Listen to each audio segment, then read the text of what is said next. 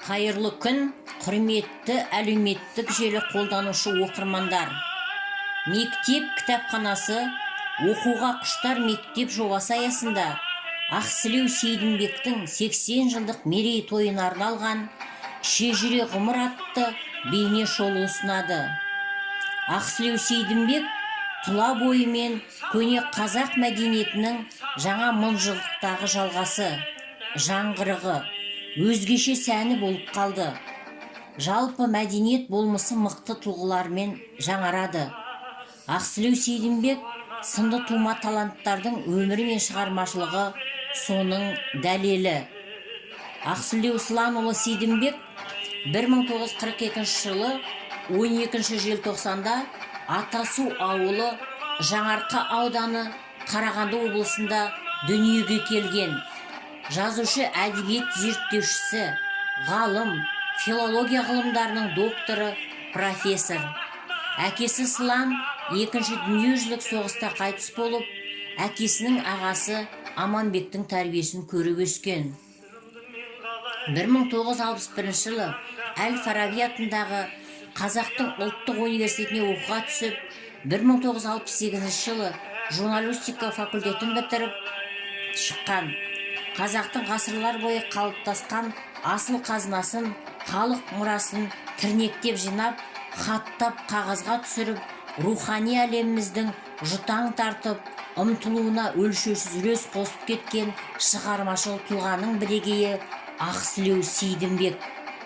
Қазақ әлемін тарихи шежірелерін фольклорлық, музыкалық, шаруашылық жүргізу, экономикалық тұтастыққа алып қарастырып, халқымыздың өткені мен бүгінгі мүмкіндіктерін парақтай отырып, ұлтымыздың кемелдене дамуын айқын тұжырымдарын ұсынған тұлға.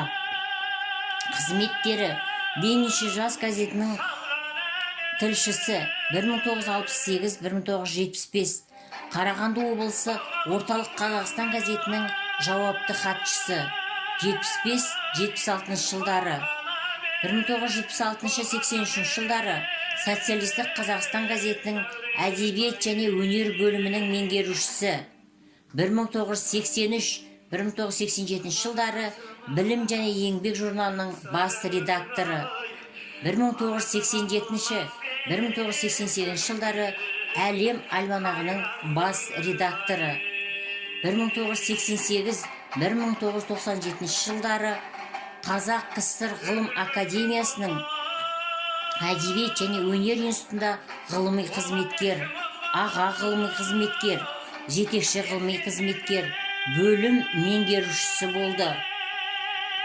1997-98 жылдары Қазақтың Ыбырай Алтынсарин атындағы білім проблемалары институтының директоры, 1999 жылдың Астанадағы Еуразия ұлттық университетінде кафедра меңгерушісі. Алғашқы әңгімелер жинағы Ақиық 1972 жылы жарық көрген. Ақсілеу Сейдімбек 2009 жылдың 16 қыркүйек күні Астана қаласында қайтыс болды.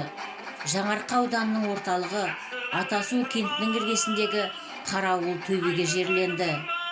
Қазақтың маңдайына жазылған топалаң мен тауқыметті жылдарда бала кезінен көріп өскен, оның жүрегіне шемен болып қалған, сонымен де ел жанды, ұлт жанды болып өскен тағдырлы ұрпақтардың бірі Ақсілеу Сейдімбек.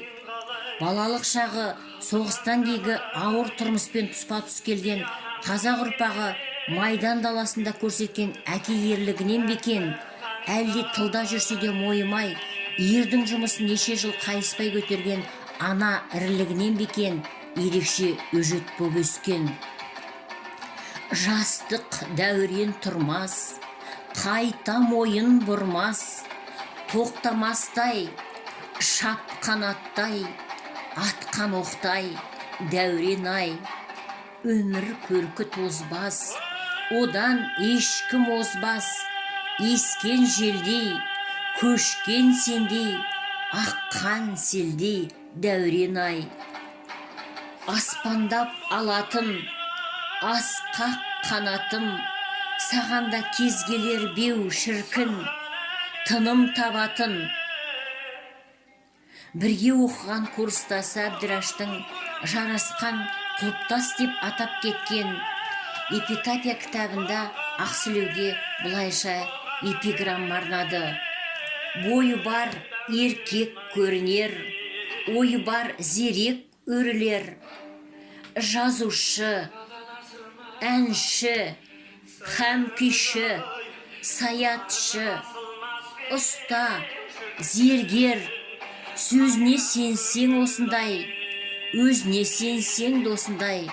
Көкпарға түсіп кеткендей, бәрінің басы қосылмай. Сөз киесі қонған қаламгер көкірегінде күй күмбірлеген өнерпаз Дәурен Айдай әнін ұлан дала шырқағанда шырқыраған сазгер сәбиіндей бесік болып тербеткен, ер жеткенде қияға құлаш серметкен сол дала биіктеріндей ешқашанда аласармайтын тұлға бейнесінде танылды. Туған халқының ары мен намысы, кеткен кегі, ертеңгі қол жетер үшін ғұмыр бойы күресті. Ғасырларда еселі кеткен елінің өнерін өрнектеді, тарихын түгендеп дәстүрін дәуірлетті. Ақсілеу Сейдімбектің досы жазушы сенатор Әбіш Кекілбаевтың айтқаны: сені жүр ардақтап ақа деуші еді. Байғозы бабаңның аузынан түскендей сом денелі батыр тұлғалы едің. Жаратылысың пішімің мол еді, туған жердің түрінде алшаң басып жүруші едің. Ақыл мен едің, шешен дедің, көсем дедің, алып бәйтерек едің Ақселеу. Сөйлесең сөзді түбінен тартушы едің, айтсаң жұрттың көкейіндегісін айтушы ең. Ақселеу тарих, этнография, журналистика әлеміне, өнертануға өлшеусіз үлес қосып кетті. Өлді деуге сияма ойлаңдаршы, өлмейтұғын артына сөз қалдырған дегенде Абай осыны ескеріп айтқан болуы керек.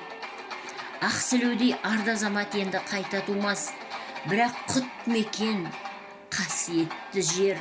Алтын құрсақ аналар аман болса, тағы да талай Ақселеулер дүниеге келер. Өмір осылай жалғасар.